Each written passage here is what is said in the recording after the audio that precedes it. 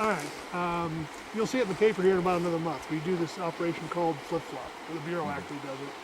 That was a water management technique worked out in the early days of the arm wrestling 30 years ago to accommodate the fish, the spawning of the spring chinook on the upper Yakima, as well as irrigation water deliveries without making the habitat up there unsuitable for the fish. What they used to do is they used to draw all the reservoirs down equally at the same rate, and that meant that they kept the flows in the upper Yakima and Clallam River quite high.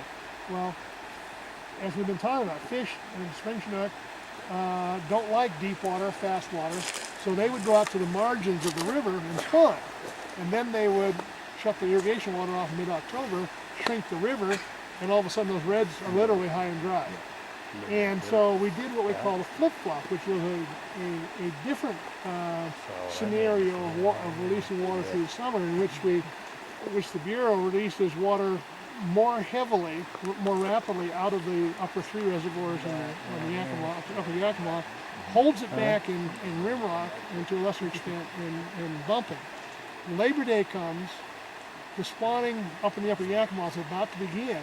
They lower the releases out of the upper Yakima reservoir, lower the flows in the river so that it's something that they can maintain through the winter for incubation. And then rimrock, you see every September all the rafters come to the rimrock, and that's because they just opening the gate at rimrock and letting. Tell me something. Do those rafters there now? Do they bother the reds?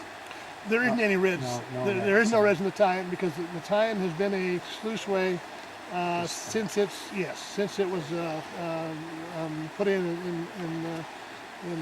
1918 or 1920s, whatever. Not the right composition on the bottom of the river. Right. Yeah. So just. Yes, it's too much, too little. Yeah. But if we were able to significantly reduce flip-flop, could that change? Yes, absolutely.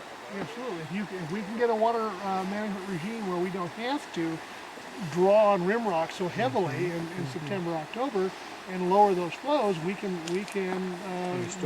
restore habitat. But right now we can't do it because we're locked into the 5 reservoirs that we have.